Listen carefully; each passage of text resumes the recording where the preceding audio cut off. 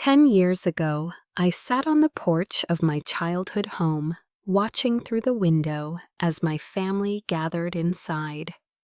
The sound of laughter and clinking glasses floated through the air, but I wasn't invited.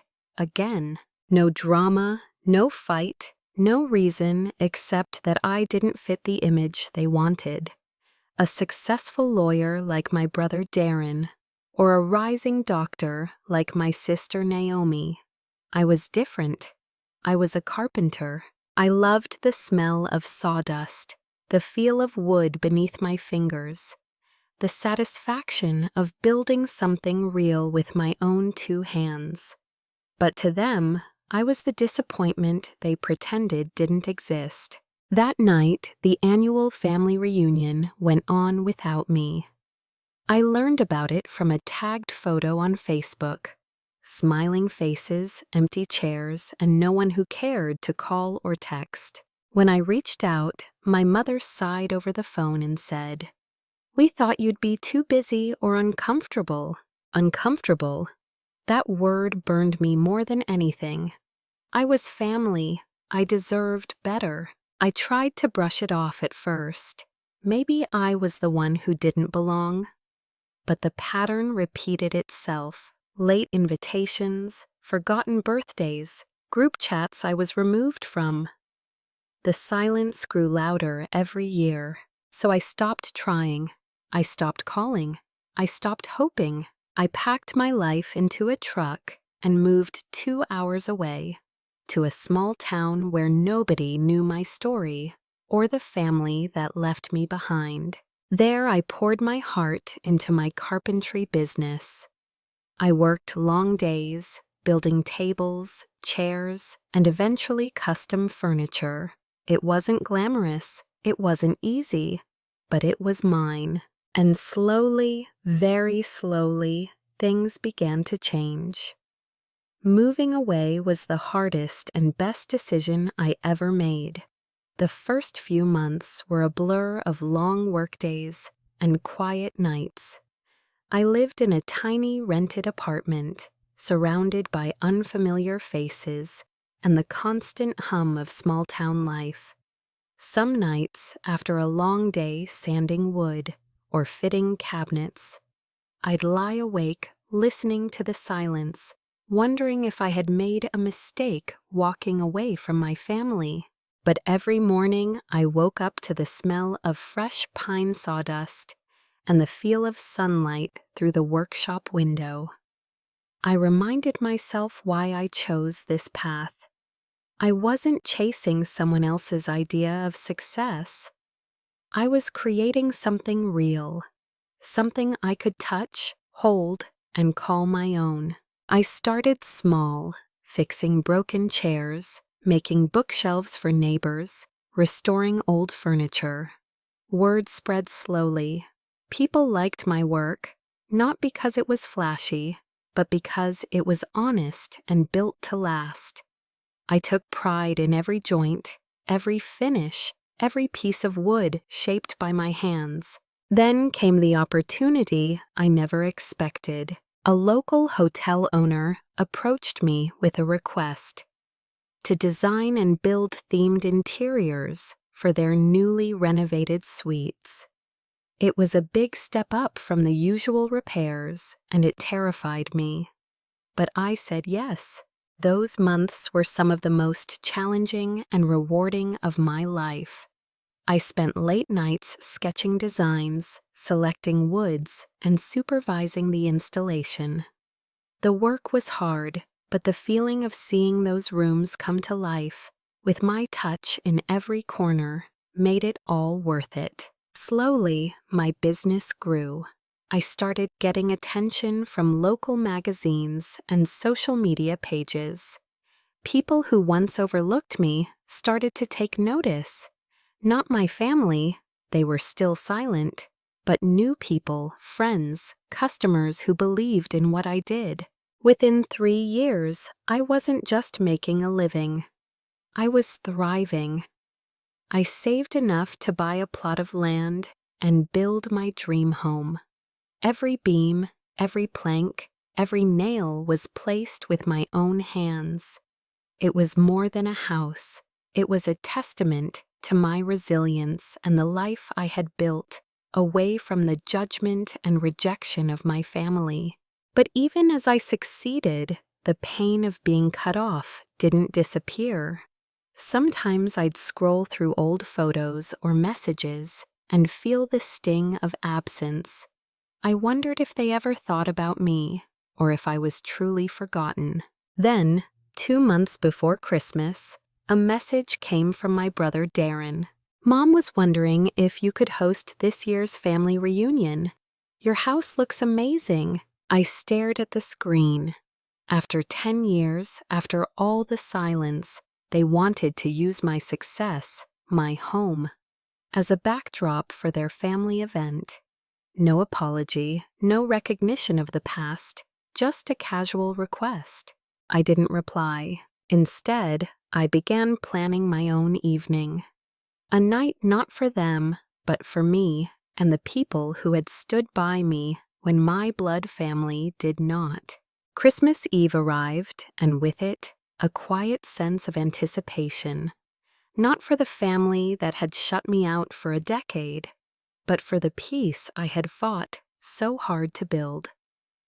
The air was crisp and cold as I lit the candles around my living room, their flickering flames casting warm shadows on the polished oak floors and the handcrafted furniture I had spent years perfecting. The massive Christmas tree stood proudly in the corner, adorned with lights I had carefully strung and ornaments passed down through generations. Reminders of the family I once longed to belong to. The smell of cinnamon rolls, my grandmother's recipe, filled the kitchen, mingling with the scent of fresh pine and wood polish. I set the table with pristine cutlery and my best china, every detail a quiet declaration. This night was mine. I invited one person to join me, Mr. Hampton, my late grandfather's best friend, and the only person who had treated me like family when my own kin turned their backs. We sat together, sharing stories and laughter, the kind that heals old wounds. The silence wasn't empty. It was full of meaning, of acceptance, of belonging. Then came the knock at the door. 4 words I never expected. My family was standing there. They entered hesitantly, faces pale with a mix of awe and apprehension. Darren whistled softly as he looked around. "Didn't think the wood business was that good, huh?" he joked, trying to break the tension. Naomi was the first to speak, her voice edged with a forced sweetness. "Wow, your house is incredible." My mother's eyes darted from the handcrafted columns to the polished floors, trying to hide the surprise and perhaps a flicker of guilt. "You've done well for yourself, dear," she said, with a tone that suggested she was still measuring if I was worthy. "We were thinking maybe we could all spend the evening here together, like old times," Darren added. I stepped aside, letting them glimpse the warmth and life inside the room, the cozy fire, the laughter between Mr. Hampton and me, the home I had built, with my own hands. Then I said, quietly but firmly, "You're not staying." Their smiles faltered. My mother blinked, disbelief flickering across her face. "What?" I met their eyes, steady and unyielding. "You cut me off for a decade. No calls, no visits, no apologies. You turned your backs when I needed you most. Now you see what I've built, and suddenly I'm useful again. But this isn't for people who show up only when it's convenient. This night is for people who never left." The silence that followed was thick and heavy. Darren opened his mouth, but no words came. Naomi looked away, uncomfortable. My father nodded stiffly, his usual confidence stripped away, replaced by a quiet shame. I continued, You didn't lose me because of my career choice. You lost me because you made me feel like I was never enough. And now you're too late."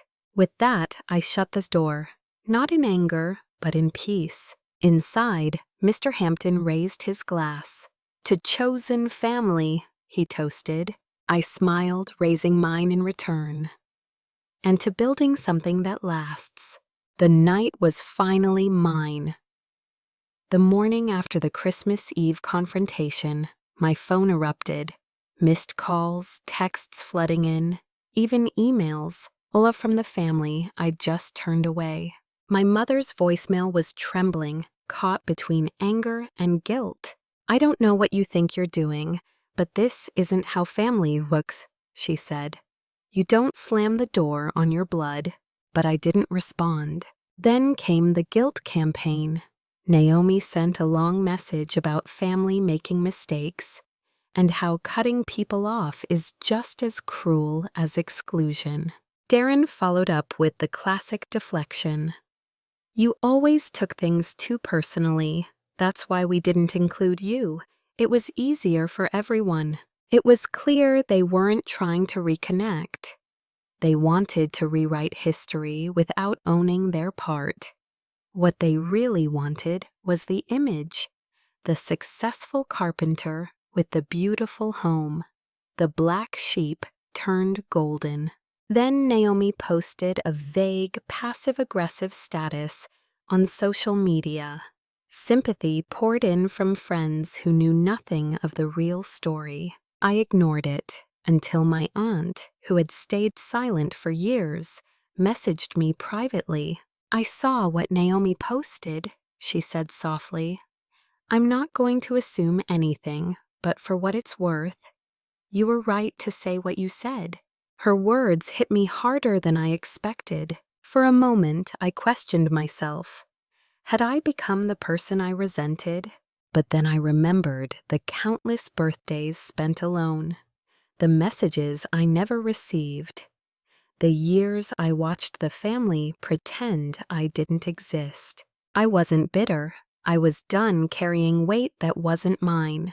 I focused on the life I'd built. My business flourished. I was booked months in advance. Local media began calling for interviews, not because I was flashy, but because my work spoke for itself. More importantly, I started mentoring young people in town. Those told they weren't good enough, just like I had been. That became my family. Meanwhile, the family I left behind continued spiraling. Naomi posted another bitter update about entitled siblings. Darren painted himself as the mediator who always tried to include me. But I didn't chase closure.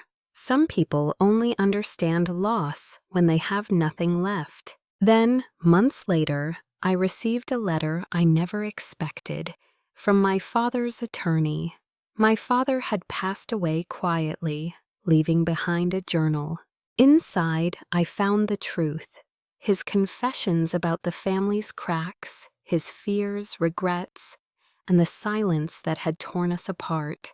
The journal changed everything I thought I knew.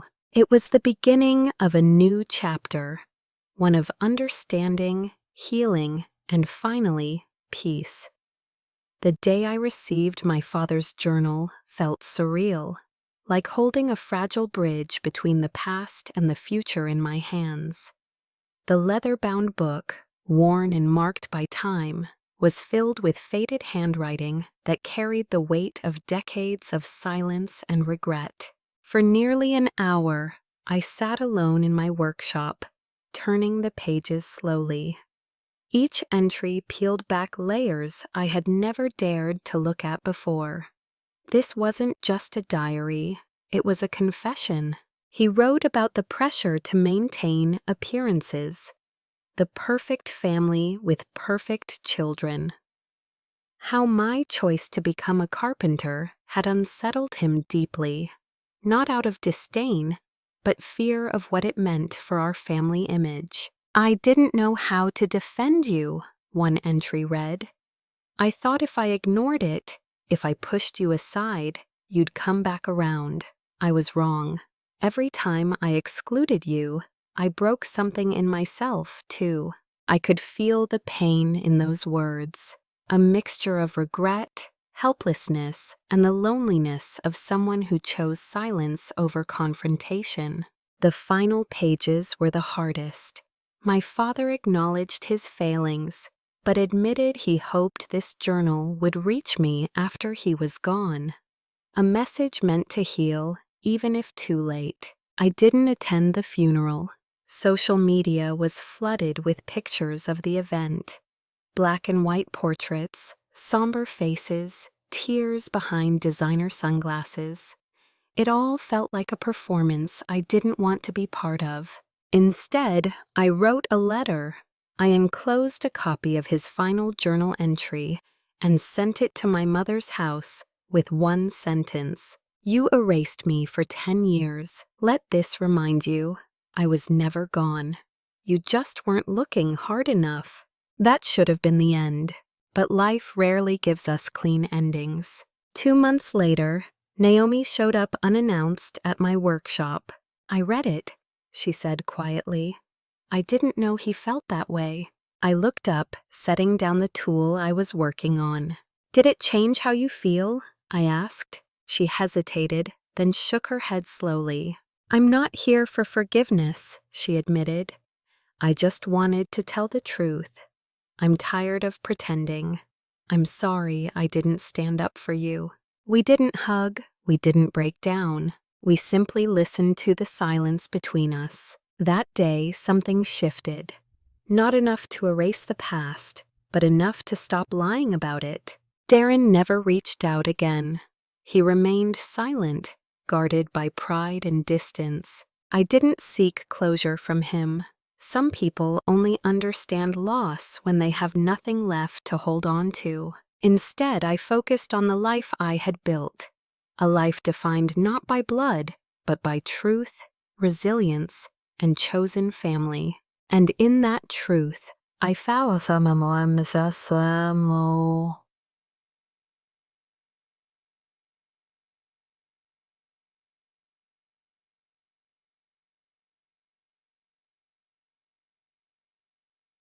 Waitum. Christmas came again, but this time everything was different.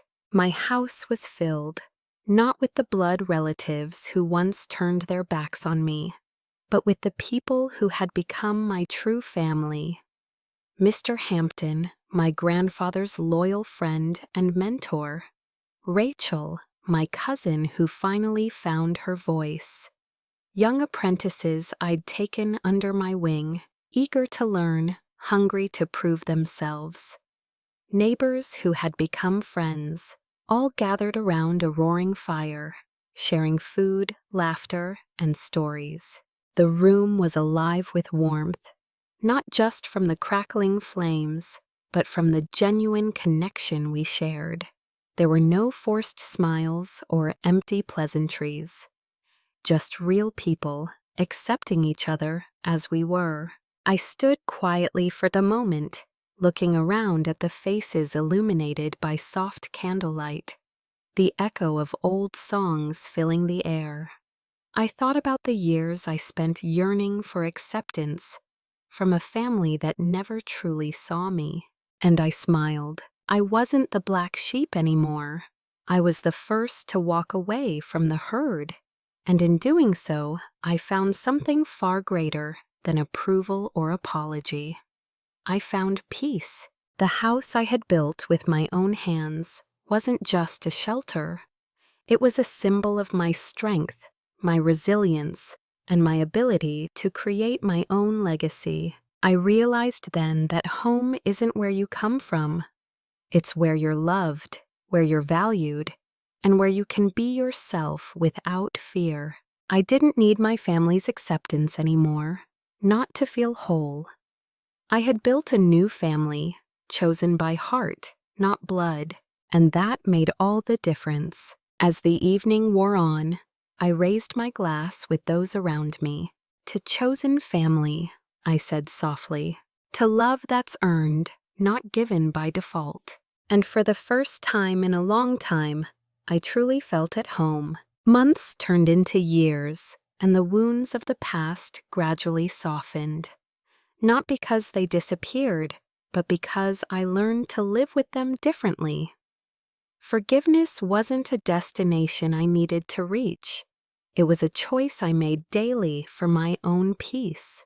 Occasionally, I'd hear news from my old family, bits and pieces of their ongoing struggles, the quiet regrets that never found their way into words spoken to me.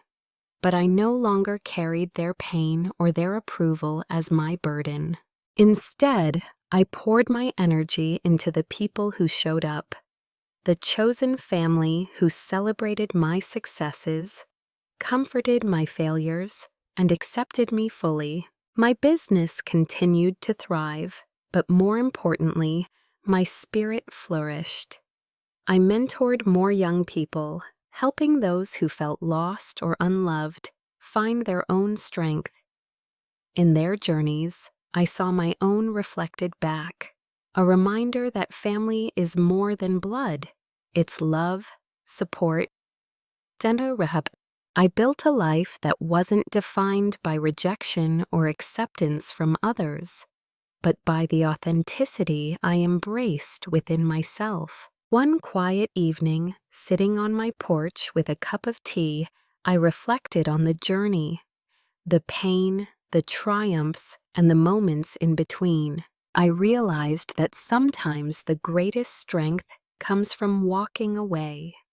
Sometimes the greatest love is the love we give ourselves when no one else will. And sometimes the family we choose is the family that saves us.